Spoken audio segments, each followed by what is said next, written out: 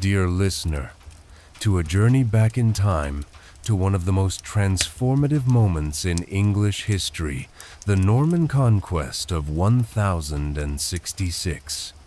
This event was not merely a change of rulers, it was a profound reshaping of England's destiny, its culture, language, governance, and social structure. The echoes of this conquest still resonate in every corner of English life today. To truly understand the magnitude and significance of this event, we must travel back to the early 11th century, a time when Europe was a patchwork of kingdoms and duchies, each vying for power and influence. England, a relatively small island nation, was rich in history and culture. Its people spoke Old English, a language that had evolved from the Germanic dialects of the Angles, Saxons, and Jutes who had settled there centuries before. English society was organized along feudal lines, a king at the top, followed by powerful lords, vassals, and peasants. Land was the greatest source of wealth and power, and ownership of land determined one's status and influence. People lived in villages and small towns, working the land, crafting goods, and trading. Faith was central to life. Christianity was deeply woven into the fabric of society, and the church held great sway over the people and rulers alike. At the heart of this complex system stood King Edward the Confessor, one of the last Anglo-Saxon monarchs. His reign was relatively peaceful, and he sought to strengthen royal authority and maintain order. Yet Edward had no children, and the question of succession loomed large, casting a shadow over the kingdom's future. During this time, several powerful men laid claim to the English throne, each with their own reasons and ambitions. First among them was Harold Godwinson, a powerful English nobleman, son of Godwin, Earl of Wessex. Harold was a seasoned military leader and politician, respected by both the nobility and the common people. Many believed he was the rightful heir to the throne. To understand his influence, imagine England at that time. Harold was not just a noble. He was the heart and soul of the nation, its protector and hope. He had grown up in England, knew its people and customs, and was ready to defend its prosperity with his life.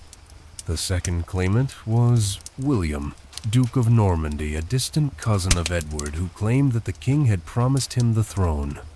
William was known for his determination and military prowess, and he was prepared to fight for his rights with the sword. William, in contrast, was an outsider. He had grown up in Normandy, spoke French, and his culture was foreign to the English. But he was ambitious, clever, and ruthless, and he would stop at nothing to achieve his goal. The third claimant was Harald Hardrada, King of Norway, a fierce warrior and experienced commander who also claimed the English throne based on ancient Viking alliances and treaties. Harald was a legendary figure in Scandinavia, his name inspiring fear among his enemies. He was the last great Viking, and his invasion of England was the final attempt by the Vikings to conquer the land. In January 1066, King Edward died, leaving the throne vacant and the kingdom on the brink of chaos. According to some accounts, Edward named Harold Godwinson as his successor on his deathbed. With the support of the English nobility, Harold was quickly crowned king. But Harold's reign was immediately challenged. Harald Hardrada landed in Yorkshire with a powerful army, and Harold had to quickly gather his forces to meet this threat. The Battle of Stamford Bridge was one of the bloodiest battles of the era. Despite exhaustion and haste, the English army defeated the Vikings, and Harald Hardrada was killed in battle. But this victory drained Harold's forces. Imagine the battle. Warriors clad in chainmail, wielding axes and swords, fighting fiercely. Blood flowed freely. Cries of the wounded and dying filled the air. Harold himself fought in the front lines, his face covered in sweat and blood.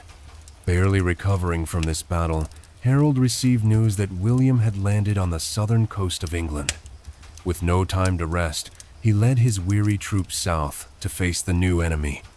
This was an incredible march, with exhausted soldiers traveling day and night to reach the decisive battle. On October 14, 1066, the two armies met near Hastings in Sussex. The Battle of Hastings would become one of the most famous and consequential battles in English history. The Normans, equipped with heavy cavalry and well organized, faced the Anglo-Saxon infantry, defending in a tight shield wall formation. Picture the battlefield.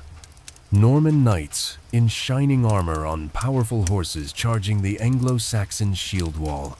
The English stood shoulder to shoulder, axes and spears ready, repelling attack after attack. The battle lasted all day. The Anglo-Saxons held firm, but the Normans' discipline and tactics, including a feigned retreat, eventually broke the English lines. At a critical moment, Harold was fatally wounded, reportedly by an arrow to the eye. His death was the turning point. The English, losing their leader, began to falter, and the Normans claimed victory. After the battle, William began his conquest of the country. He advanced toward London, capturing towns and castles, consolidating his power. On December 25, 1066, he was crowned King of England at Westminster Abbey. This coronation marked the beginning of a new era in English history. The Norman conquest brought profound changes.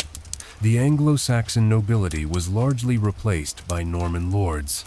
French became the language of the court and administration, influencing the development of the English language for centuries.